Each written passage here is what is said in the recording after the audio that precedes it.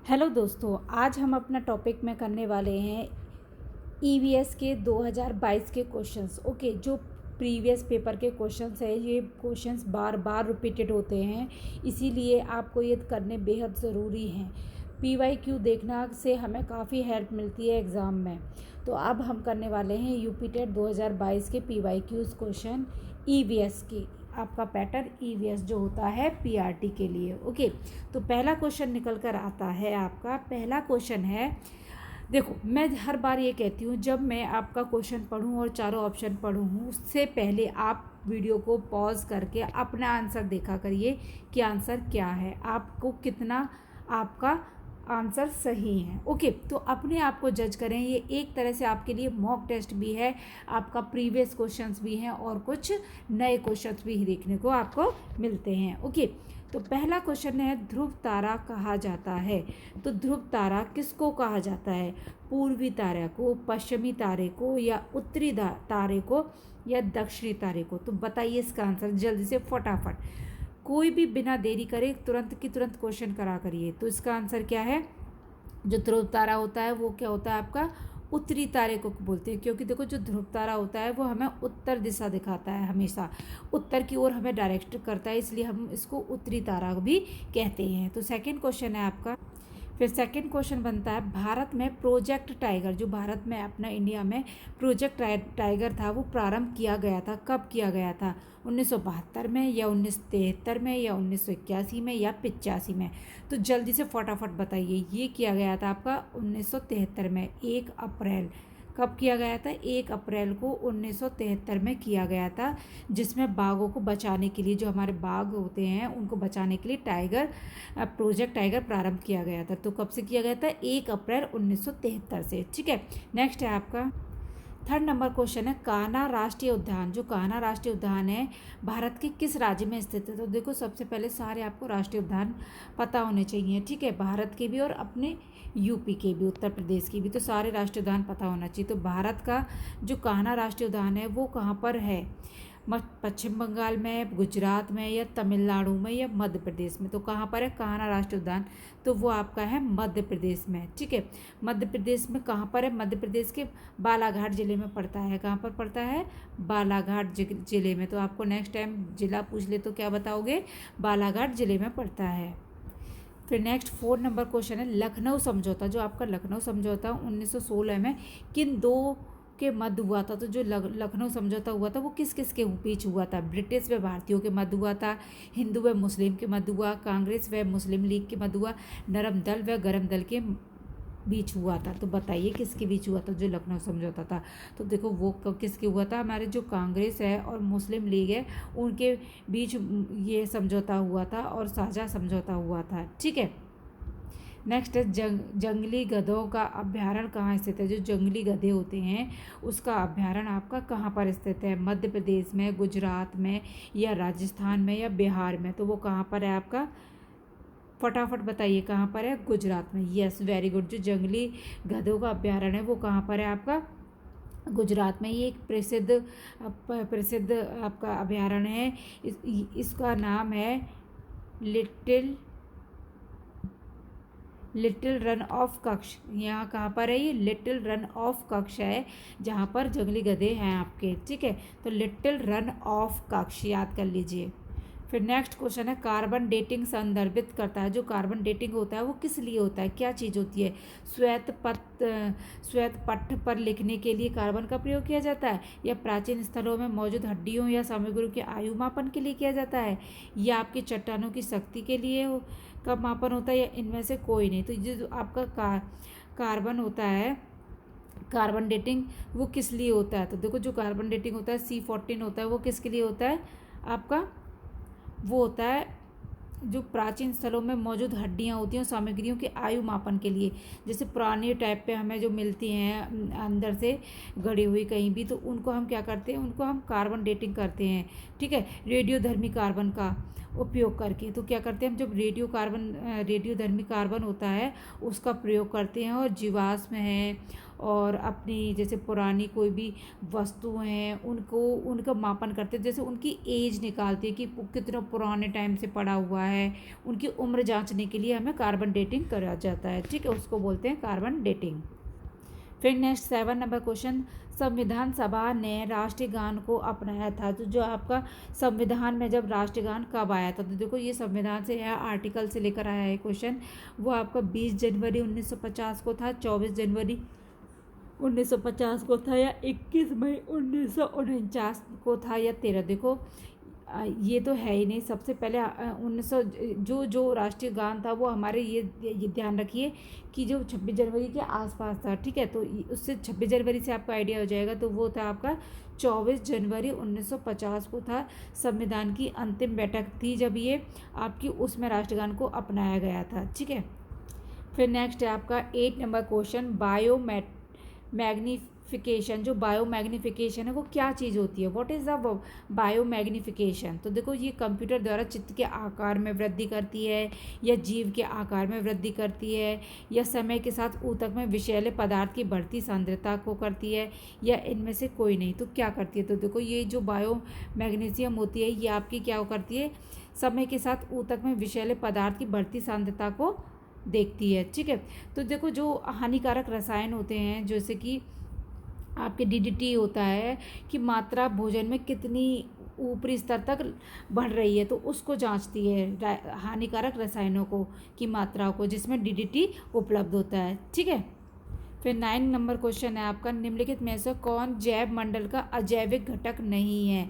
तो ये आपका बायोलॉजी का क्वेश्चन आ गया, जैव मंडल का अजैविक घटक नहीं है, तो वो कौन सा नहीं है। देखो प्रोटीन, मृदा, कवक, फॉस्फोरस। फटाफट जवाब दीजिए, कौन सा नहीं है, कवक नहीं है आपका। क्या नहीं है बच्चों, कवक। जो फंगी होता है वो आपका एक सजीव होता है, ठीक है। कवक क्या है, एक सजीव है, तो वो क्या है, एक सजीव है, तो वो क्या है, एक जैविक घटक होता है, ठीक है, जिसका जो अपघटन का काम करता है। तो आपका ये क्या करता है, जैविक अपघटक है, ये अपघटन का भी काम करता है, जिसको हम बायोटिक घटक कहते हैं, ओके।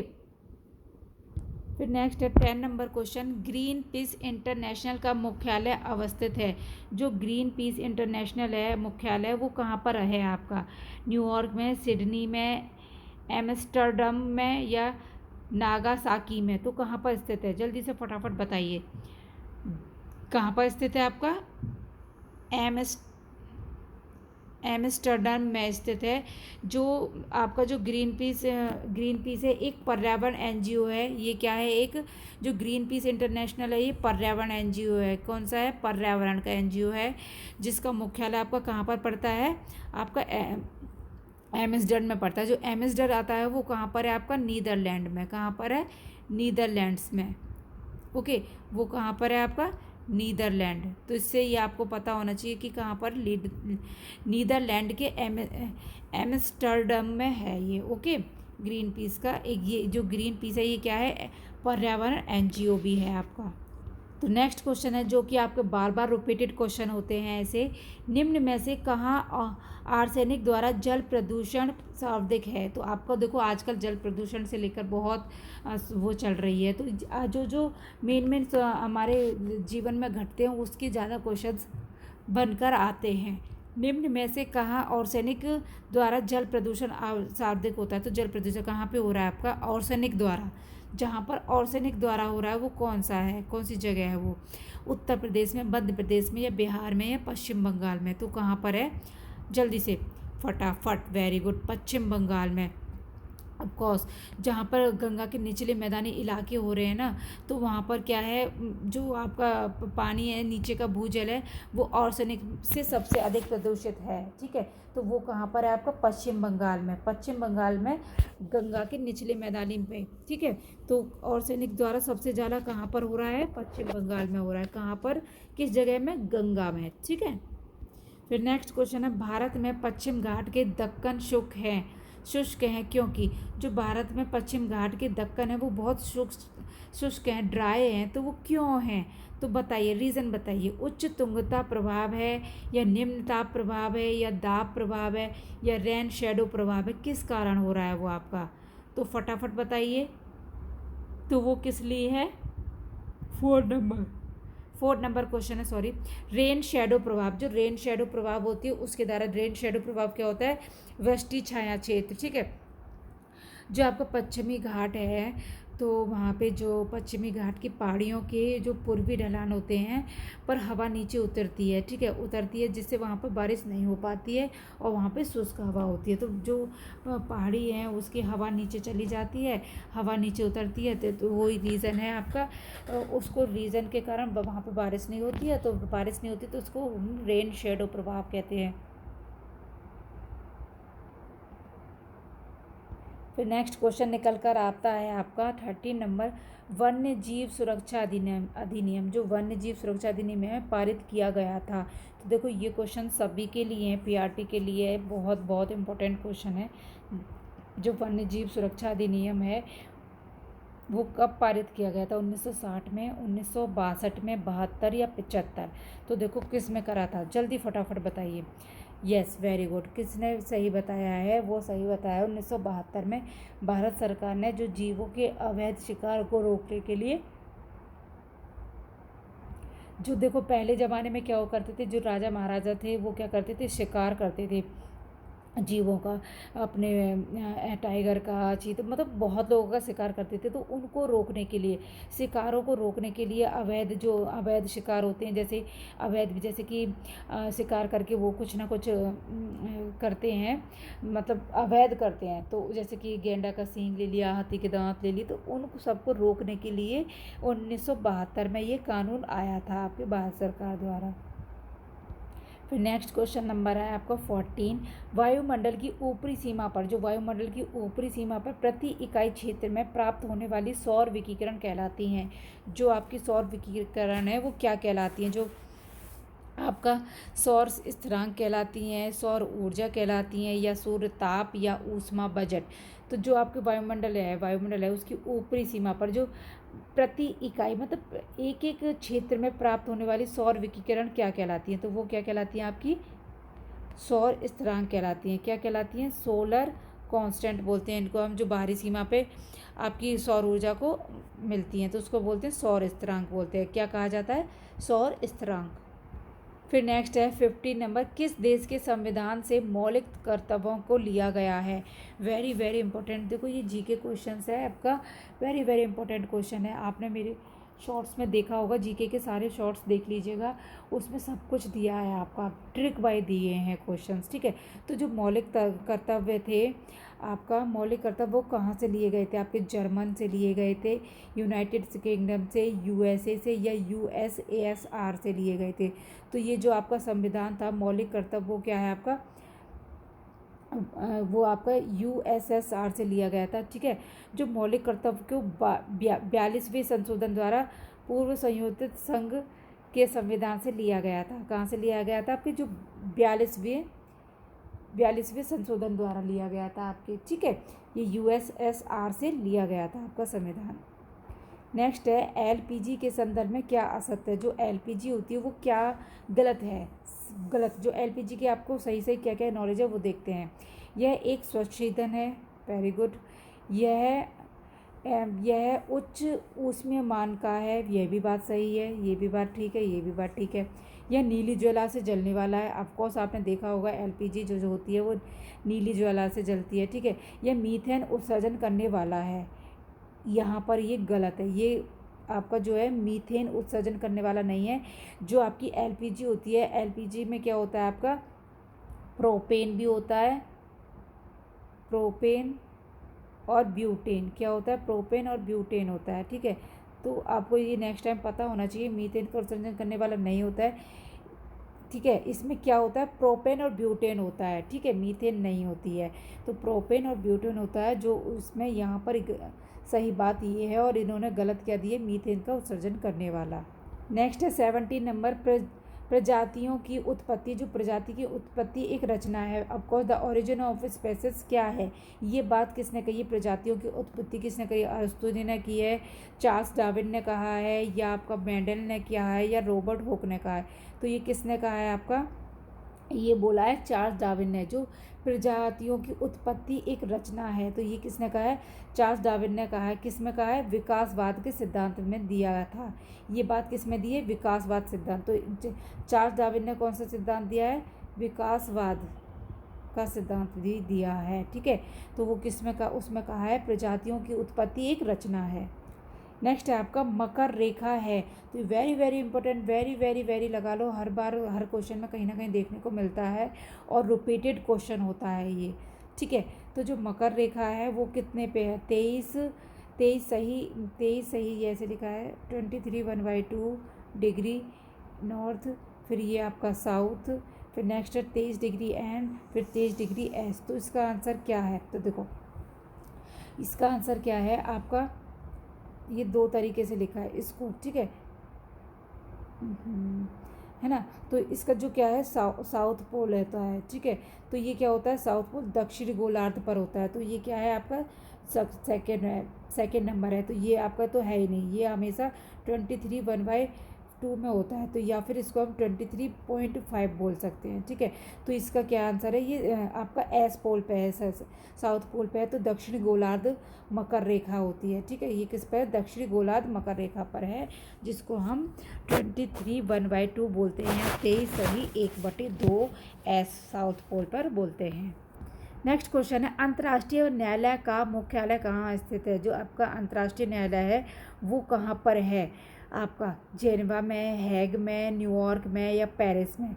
तो कहाँ पर है अंतर्राष्ट्रीय न्यायालय? नीदरलैंड में। ठीक है, तो ये कहाँ पर न्यायालय कहाँ पर है आपका? पहले तो नीदरलैंड में। अब इन्होंने नीदरलैंड की भी जगह पूछ ली, तो नीदरलैंड के कहाँ पर है?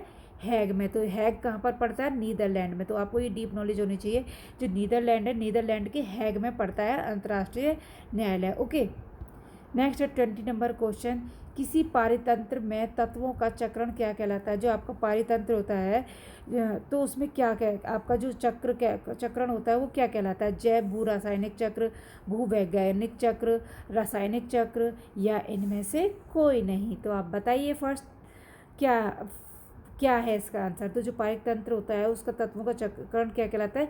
जैव भू रासायनिक चक्र।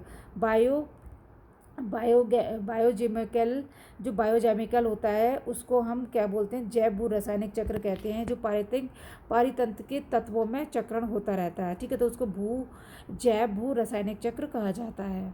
फिर नेक्स्ट है आपका 20 नंबर 1 क्वेश्चन, निम्नलिखित ईंधनों में से कौन सा न्यूनतम पर्यावरणीय प्रदूषण उत्पन्न करता है? तो न्यूनतम जो मतलब कम प्रदूषण करता है वो कौन है? डीजल है, पेट्रोल है, हाइड्रोजन है, या आपका कोयला? Very very important latest question है ये आपका करंट जीके के हिसाब से। ठीक है, तो वो कौन है जो सबसे कम पर्यावरण प्रदूषण करता है? वो कौन सा है आपको बच्चों?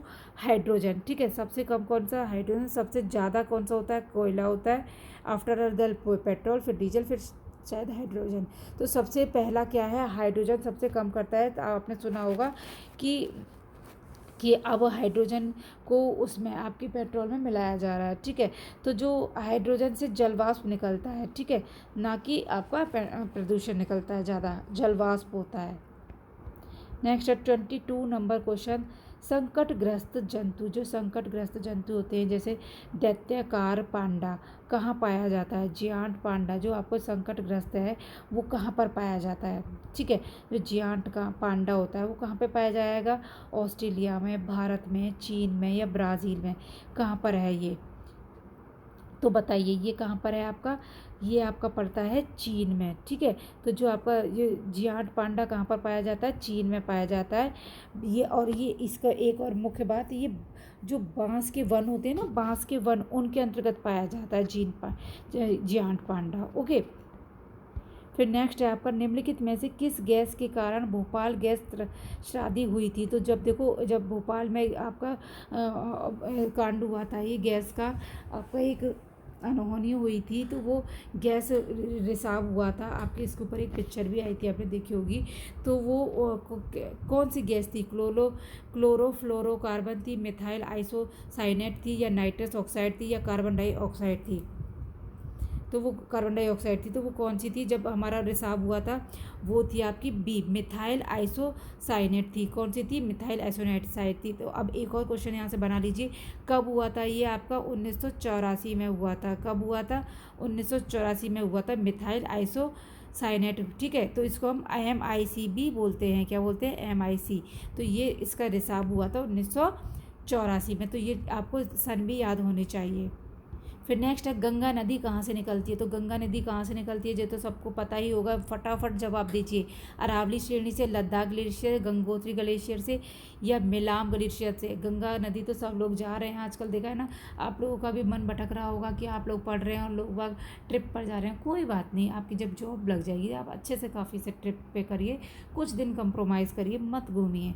तो ये कौन सा है जो गंगोत्री ग्लेशियर है आपका, वहाँ से आपकी गंगा नदी निकलती है। तो देखो लॉजिक, गंगा नदी तो गंगोत्री ग्लेशियर, ठीक है। तो ये आपका भागीरथी, इसको हम बोलते हैं भागीरथी से निकलती है। कहाँ से निकलती है? भागीरथी से भी आपकी ये गंगा नदी निकल कर आती है। फिर नेक्स्ट है आपका 25 नंबर क्वेश्चन, भारत में निम्नलिखित में से कौन सी एजेंसी मुख्य रूप से प्रदूषण के मापन से संबंधित है? जो आपके भारत में ऐसी कौन सी एजेंसी है जिसमें हम प्रदूषण को मापते हैं, ठीक है। तो वो कौन सी है? ग्रीन ट्रिब्यूनल, केंद्रीय प्रदूषण नियंत्रण बोर्ड, केंद्रीय जल आयोग, या भारतीय सर्वेक्षण विभाग? तो देखो यहाँ पे जल की तो बात है ही नहीं, ठीक है। भारतीय सर्वेक्षण विभाग की भी बात नहीं हो रही। अब आती है बात डायरेक्ट, देखो एजेंसी मुख्य रूप से भारत के लिए, तो जब भारत की होगी तो वो कैसी होगी? केंद्रीय होगी। कौन सी होगी? केंद्रीय होगी। और प्रदूषण नियंत्रण बोर्ड साफ साफ दिखा रहा है यहाँ पे, तो कोई कॉमन सेंस वाला क्वेश्चन को गलत कर ही नहीं सकता। तो क्या है? केंद्रीय प्रदूषण नियंत्रण बोर्ड, ठीक है, जिसको हम CB प्रदूषण केंद्र कहते हैं, ठीक है। इसके एक निगरानी के एक मुख्य संस्था बनाई जाती है जिसको हम केंद्रीय प्रदूषण नियंत्रण बोर्ड बनाया जाता है, ठीक है। फिर नेक्स्ट है आपका कोटोपैक्सी एक जागृत ज्वालामुखी है जो अवस्थित है। जो कोटोपैक्सी है आपका एक ज्वालामुखी है, वो कहाँ पर है? सिसिली में, हवाई में, एंडीज में, या रॉकेस में? तो जो आपका जो क्या बोलते हैं जागृत है कोकोपैक्टिस, वो कहाँ पर है? वो एंडीज में है। कहाँ पर है? एंडीज इक्वाडोर होता है, वहाँ पर एक सक्रिय जलवायु है आपका, हमेशा जागृत ज्वालामुखी है, ओके। फिर नेक्स्ट है आपका तिब्बत की सांगपो नदी, जो तिब्बत में सांगपो नदी है, भारत में किस नाम से जानी जाती है? भारत में किस नाम से जानी जाती है? तो वो गंगा है, यमुना है, ब्रह्मपुत्र है, या सिंधु है? तो वो कौन सी है आपकी? Very good. उसको हम अपनी जो तिब्बत से निकल रही है सांगो नदी, उसको हम ब्रह्मपुत्र नदी के नाम से जाना जाता है भारत में। तो आपको मैंने मेरे चैनल पे प्लेलिस्ट में आपको ज्योग्राफी जीके अलग से मिल जाएगी, आपकी सबकी अलग अलग जीके है। ज्योग्राफी जीके में आपकी सारी गंगा नदी दे रखी हैं बाय ट्रिक से, कहाँ पे कौन सी गंगा नदी बहकर आती है, तो सभी ट्रिक्स हैं। उसको एक बार रिवाइज करके ज़रूर जाइएगा पेपर से पहले, ओके। नेक्स्ट है आपका 28 नंबर क्वेश्चन, घास भूमि क्षेत्र के पारितंत्र के घास श्रृंखला में सबसे उच्च स्तर का उपभोक्ता कौन होता है? तो जो आपका घास भूमि क्षेत्र है, पारितंत्र श्रृंखला, घास श्रृंखला है होती है जो, तो उसमें सबसे पहला कौन होता है? मुख्य उपभोक्ता कौन होता है? शाकाहारी, मांसाहारी, जीवाणु, शाकाहारी तथा मांसाहारी दोनों। तो जो खाद्य श्रृंखला में सबसे मेन कौन होता है? सर्वोच्च उपभोक्ता कौन होता है? मांसाहारी होता है। कौन सा होता है? मांसाहारी होता है, ठीक है। नेक्स्ट क्वेश्चन है, वायुमंडल का प्रमुख स्तर जो पृथ्वी तल के सबसे पास है, जो सबसे पास है पृथ्वी तल में सबसे पास है, वो कौन सा है? समताप मंडल है, क्षोभ मंडल है, या मध्य मंडल है, या आपका आयन मंडल है? तो सबसे वायुमंडल के पास पाया जाएगा वो कौन सा पाया जाएगा? सबसे निचले स्तर पे पाया जाएगा, तो वो है आपका क्षोभ मंडल, ओके। तो वायुमंडल के 4 स्तर होते हैं, तो सबसे पहले सबसे नीचे कौन सा पाया जाता है? क्षोभ मंडल पाया जाता है। पहले होता है क्षोभ मंडल, फिर होता है आपका समताप मंडल, उसके बाद आता है पहला ये है, फिर दूसरा आता है समताप मंडल, फिर तीसरा आता है आपका मध्य मंडल, और चौथा आता है आयन मंडल, जिसको हम ताप मंडल भी बोलते हैं। तो ये 4 मंडल होते हैं आपके, ठीक है। स्तर 4 होते हैं, और परतें वायुमंडल की कितनी होती हैं? 7 परतें होती हैं, ठीक है,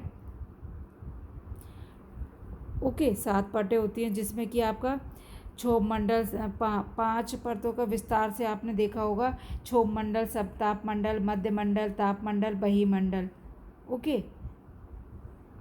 फिर नेक्स्ट क्वेश्चन है आपका लास्ट क्वेश्चन, भारतीय संसद द्वारा जैव विविधता अधिनियम, जो भारतीय संसद है उस पर जैव विविधता अधिनियम कब पारित किया गया था? तो जैव विविधता नियम 11 मई 1972 को, 23 मई 2000 को, 11 दिसंबर 2002 को या 16 अक्टूबर 1990 को। तो कब पारित किया गया था आपका? तो जो ये जैव विविधता नियम है वो आपका 11 दिसंबर 2002 को पारित किया गया था। ये एक अधिनियम बनाया गया था, उसके अंतर्गत आपको 2002 में किया गया था। ठीक है, तो ये थे आपके 30 क्वेश्चन ईवीएस के। अगर आप चाहते हैं कि ईवीएस के मोस्ट टॉप क्वेश्चन आपको एक ही वीडियो में 50 क्वेश्चन या 100 क्वेश्चन आपको मिल जाएं, तो प्लीज़ कमेंट में अपना आंसर ज़रूर दें और कमेंट में बताएं कि आपको टॉप 50 क्वेश्चन अलग से PYQs और इम्पोर्टेंट क्वेश्चन चाहिए तो ईवीएस कमेंट में ईवीएस लिख दें। ओके, बाय, टेक केयर, पढ़ाई करते रहें और अपने जागरूक बनते रहें। Bye, take care.